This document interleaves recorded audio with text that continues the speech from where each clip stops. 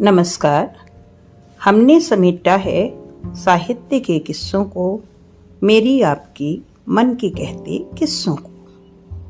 मैं हूँ मीनू कपूर और आज मैं लेकर आई हूँ सपना चंद्रा जी की लिखी कहानी अंतिम इच्छा। आइए सुनते हैं। महेश के हॉस्पिटल पहुंचते ही सुधा की देखरेख करने वाली नर्स ने उसके हाथों में चिट्ठी पकड़ाते हुए कहा, सुधा अपने अंतिम समय में रोहन नाम के व्यक्ति का नाम ले रही थी। वो बहुत कुछ कहना चाहती थी पर ऑक्सीजन लेवल के कम होने से बोलने में असमर्थ थी। सुधा की ओर देखते हुए महेश ने कहा, मैंने कोई कसर नहीं छोड़ी, फिर भी तुमने मुझसे अपना हाथ छुड़ा लिया। ऐसा क्यों किया तुमने? मैं तुम्हारी देखभाल हर हाल में करता, कम से कम हम साथ तो रहते। नर्स महेश को ढाढ़स बंधाते हुए धैर्य से काम लेने की बात कहकर आगे बढ़ गई। महेश चिट्ठी खोलकर पढ़ने लगा। प्रिय महेश, मुझे मालूम है मेरे पास वक्त नहीं है, क्योंकि शरीर हफ्ते भर पहले से ही इशारा करता रहता है।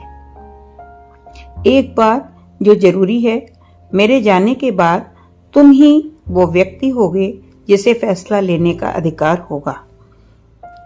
मेरी अंतिम इच्छा है कि मेरे शरीर के जो भी अंग हैं वो किसी जरूरतमंद को दान किए जाएं। कम से कम मैं इसी बहाने जिंदा रहूंगी।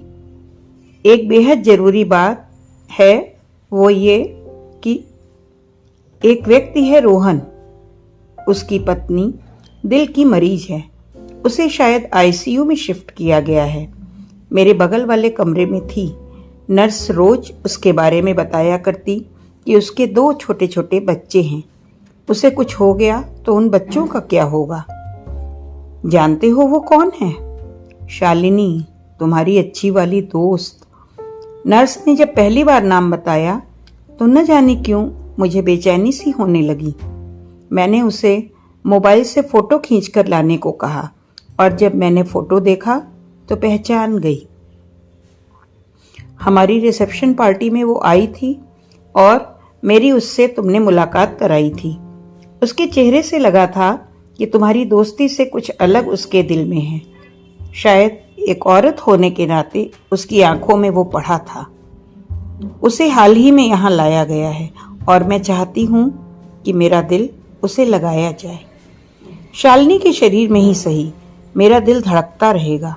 तुम भले ही अनजान रहे पर वो तुमसे प्यार करती थी। इस नाते ही सही कुछ संकोच न करना। अपनी तरफ से उसे हर हाल में मदद करना। बच्चों की बहुत चिंता होती है पर क्या करूं, मेरे वश में कुछ भी नहीं। हमारे बच्चे थोड़ा बड़े हैं, उन्हें समझा देना, समझ जाएंगे। तुम्हारी सुधा। महेश नर्स को ढूंढता हुआ हॉस्पिटल के चक्कर लगा ही रहा था कि उसे आईसीयू वार्ड दिखी।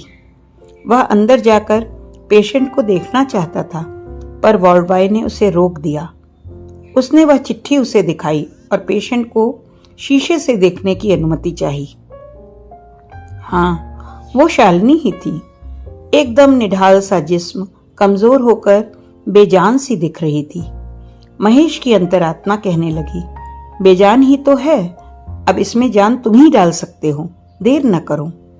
हाँ, फौरन सारे काम निपटाता हूँ, जो भी प्रक्रिया है पूरी करता हूँ।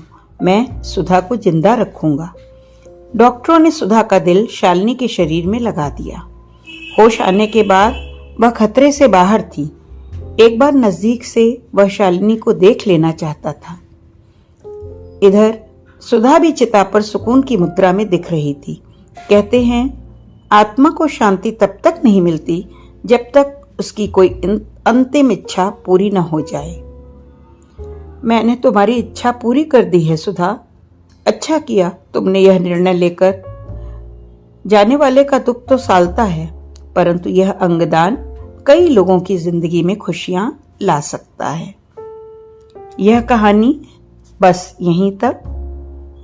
फिर मिलती हूँ किसी नई कहानी के साथ। तब तक आप कथा कस्तूरी चैनल को लाइक व सब्सक्राइब कर लें। नमस्कार।